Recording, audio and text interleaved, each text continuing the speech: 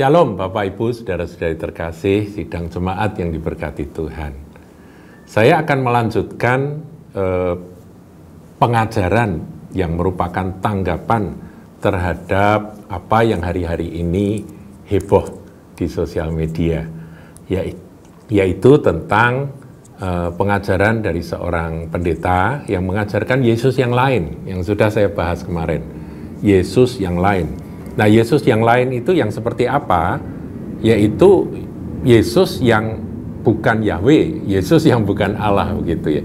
Nah, sebetulnya apa yang dia sampaikan hari-hari ini dalam pengajaran seri yang berjudul Logos sampai seri keberapa, 12 atau berapa itu adalah peneguhan dari apa yang 4 atau 5 tahun yang lalu dia lemparkan.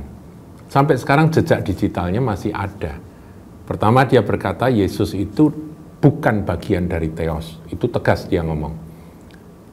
Kemudian karena ada counter, ada yang membantah, ada yang menjawab hal itu, dia mengubah. Yesus bukan ho Theos, itu pun di counter. Setelah di counter dia diam, gitu ya.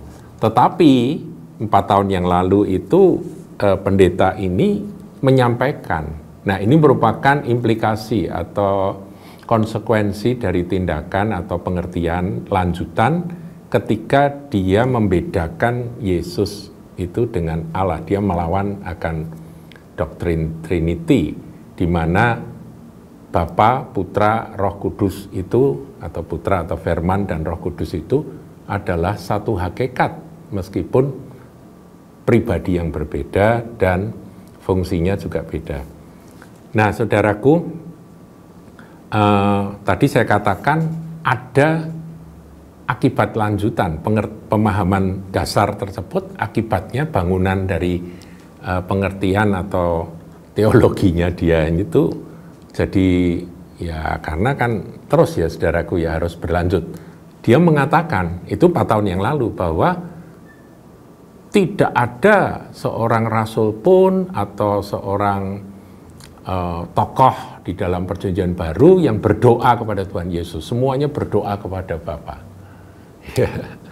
Ini satu pernyataan yang berani, saudaraku, yang sama sekali tidak alkitabiah. Nah, kita akan jawab, saudara. Ini sebetulnya sudah ada yang membahas tentang hal ini, tapi bagi jemaat yang ingin ringkasannya, ini saya sampaikan, saudara. Kita lihat kata-kata firman dari Tuhan Yesus sendiri di dalam Yohanes 14 ayat 14. Boleh atau tidak berdoa kepada Tuhan Yesus yang menurut pendeta tersebut di dalam perjanjian baru tidak ada ya satu ayat pun cerita dari seorang tokoh ataupun rasul yang berdoa kepada Tuhan Yesus. Itu enggak benar, doa harus kepada Bapa di dalam nama Yesus. Kalau doa kepada Bapa dalam nama Yesus itu memang ajaran Tuhan Yesus sendiri. Dalam doa Bapa kami juga demikian. Tetapi kalau kita perhatikan di dalam Injil Yohanes 14 ayat 14, saudara, saya bacakan ya. Ayo, pelan-pelan kita belajar. Jika kamu meminta sesuatu kepadaku, artinya kita meminta di dalam doa kepada Tuhan Yesus. Yang ngomong siapa? Tuhan Yesus. Tuhan Yesus satu pribadi, saudaraku ya. Jika kamu meminta sesuatu kepadaku, kata Tuhan Yesus, begitu ya, dalam namaku. Jadi mintanya kepada Tuhan Yesus dalam nama Yesus. Nah, lucu, memang sepertinya lucu. Tapi di sini ayat ini menegaskan bahwa meminta atau berdoa kepada Tuhan Yesus itu adalah firman Tuhan. Adalah kata-kata dari Tuhan Yesus sendiri. Dan hasilnya apa, saudara? Aku di sini Yesus akan melakukannya.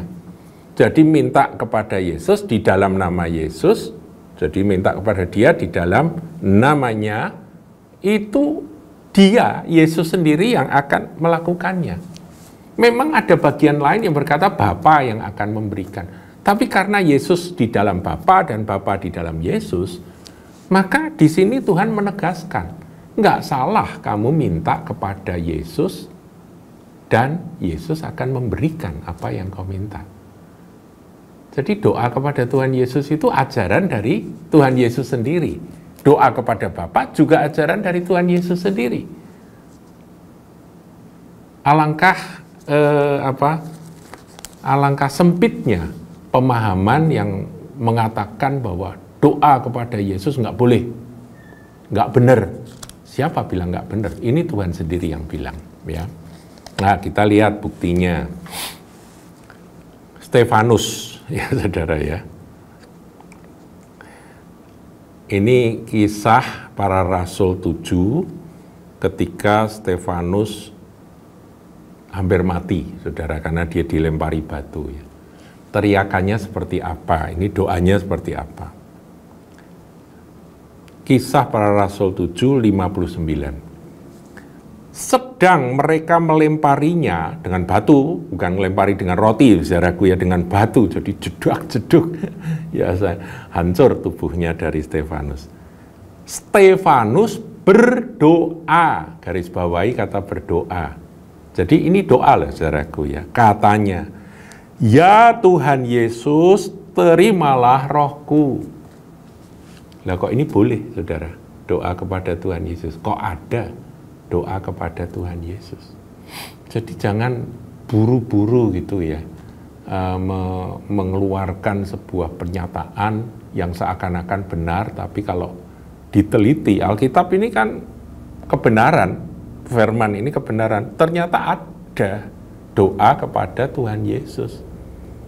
Terimalah rohku Tuhan Yesus.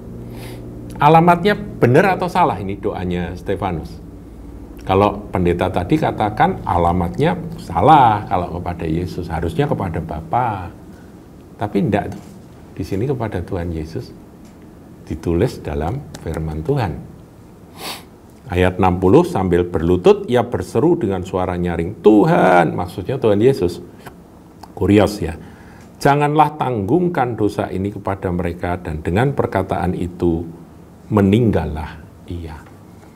Besok kalau saudara saya ketemu sama diaken yang bernama Stefanus ini, martir pertama dari gereja Tuhan ini, kalau saudara ketemu, tanya dong sama Om Stefanus, Om, doa pada Tuhan Yesus manjur enggak Om? Gitu.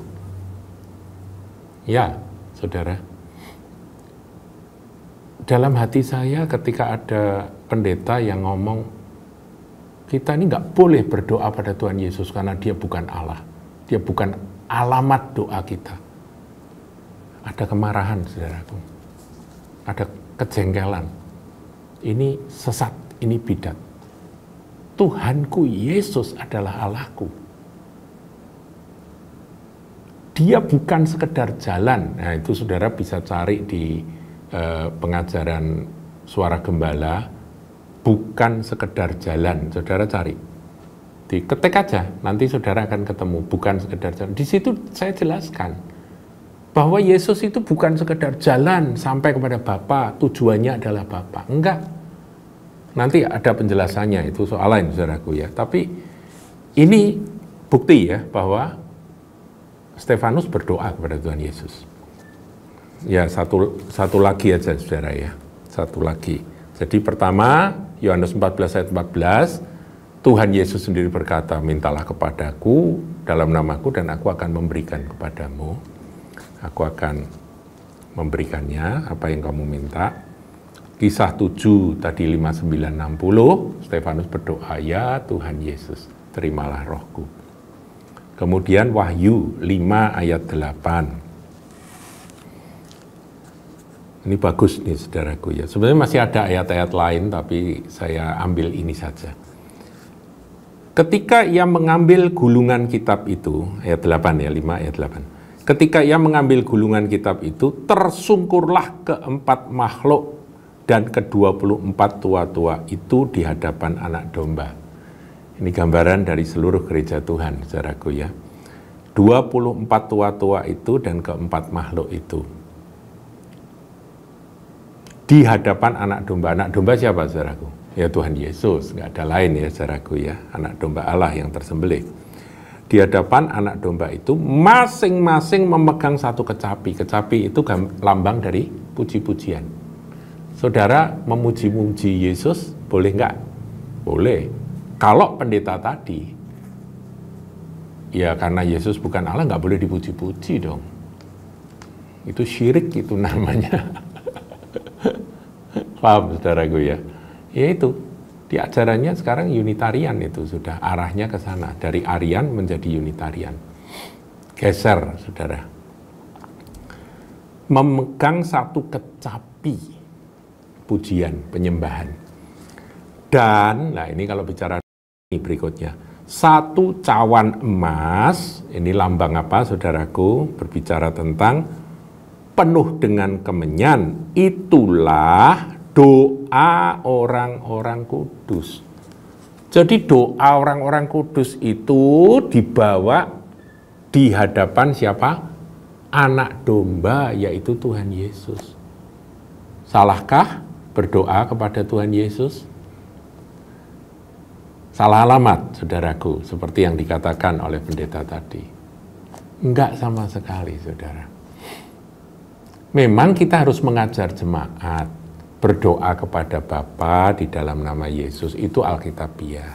Tetapi ada saat-saat tertentu kita berdoa kepada Tuhan Yesus, itu juga enggak salah, saudaraku.